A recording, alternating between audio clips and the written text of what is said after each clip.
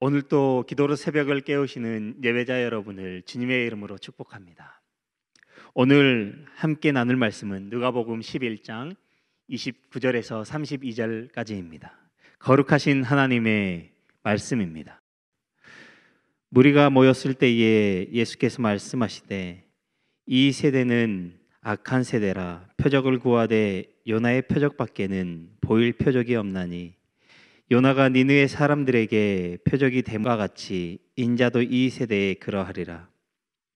심판 때에 남방 여왕이 일어나 이 세대 사람을 정죄하리니 이는 그가 솔로몬의 지혜로운 말을 들으려고 땅 끝에서 왔음이거니와 솔로몬보다 더 큰 이가 여기 있으며 심판 때에 니느웨 사람들이 일어나 이 세대 사람을 정죄하리니 이는 그들이 요나의 전도를 듣고 회개하였음이거니와 요나보다 더 큰 이가 여기 있느니라. 아멘.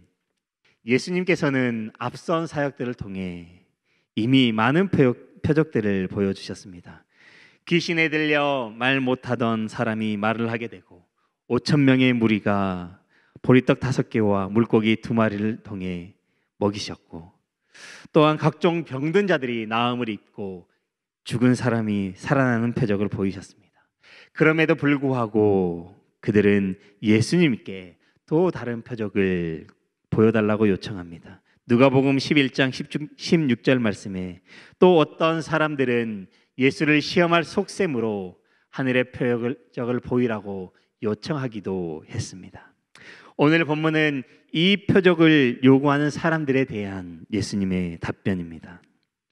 그들은 예수님이 가르치는 복음을 믿고자 하는 마음은 없고 예수님을 시험하여 표적을 보고자 하는 사람이었습니다.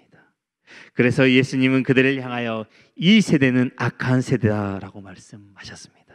그리고 마태복음 12장 39절 말씀을 보면 악하고 더러운 세대가 표적을 구한다라고 말씀하고 있습니다.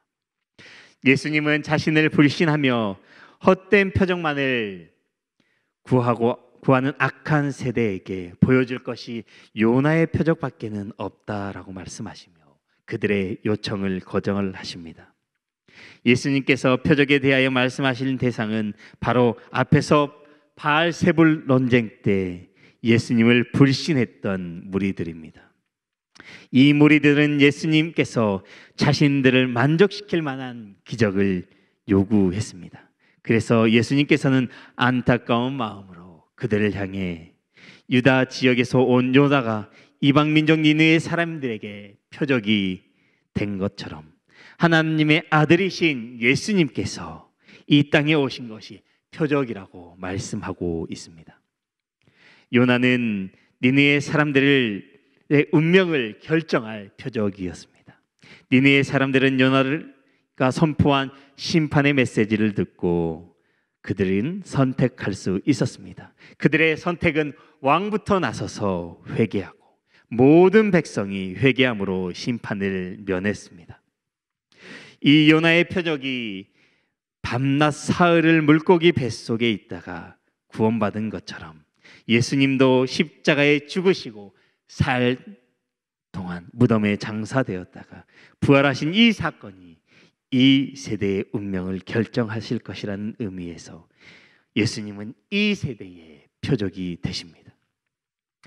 요나는 하나님의 말씀을 통해 니느웨 백성의 회개를 촉구했듯이 악한 세대를 향하여 예수님도 말씀을 통해 회개하라고 촉구하고 계십니다. 오늘 말씀 31절에 심판 때에 남방 여왕이 일어나 이 세대 사람을 정죄하리니 이는 그가 솔로몬의 지혜로운 말을 들으려고 땅 끝에서 왔음이거니와 솔로몬보다 더 큰 이가 여기 있으며 심판 때에 니느웨 사람들이 일어나 이 세대 사람을 정죄하리니 이는 그들이 요나의 전도를 듣고 회개하였음이거니와 요나보다 더 큰 이가 여기 있느니라. 솔로몬을 찾아와 지혜를 얻으려던 남방 여인과 요나의 선포를 듣고 회개한 니느웨 사람들이 심판 때에 일어나 정죄할 것이라고 말씀하고 있습니다. 이들은 모두 이방인이었고 하나님을 알지 못하던 자들임에도 불구하고 솔로몬의 지혜를 들으려 찾아왔고 요나의 심판의 메시지를 듣고 회개했습니다. 그러나 유대인들은 이들보다 구약을 더욱더 잘 알지만 구약의 성취로 오신 예수님을 믿을 수 있는 기회도 더욱 많았음에도 불구하고 오히려 믿지 않았습니다. 그래서 이 세대의 가장 큰 죄는 그들이 구약의 선지자나 지혜로운 자보다 더 크신 예수님을 거절하였다라는 것입니다. 왜냐하면 예수님은 솔로몬보다도 지혜가 크신 분이시며 요나보다도 크신 하나님의 아들이시요 구원자이시기 때문입니다. 사랑하는 성도 여러분, 우리가 살아가고 있는 이 시대는 하나님의 모든 뜻의 비밀을 알리신 은혜의 시대입니다. 예수님의 십자가의 복음은 모든 곳에서 선포되어지며 가르쳐지고 있습니다. 이런 은혜의 시대에 이 복음을 듣고 거부하며 믿지 않는다면 하나님의 심판을 피할 수 없습니다. 다시 말해 하나님의 나라를 이 땅에 가져오신 예수님을 거부하는 자들은 심판 아래에 놓이게 됩니다. 지금 우리는 솔로몬보다 요나보다 더 크신 분이 예수님이심을 믿고 깨달아야 합니다. 그 예수 그리스도만이 우리의 구원자이시요 지혜자이심을 분명히 깨달으시기 바랍니다. 그래서 주님은 지금도 우리에게 똑같이 회개를 촉구하고 있습니다.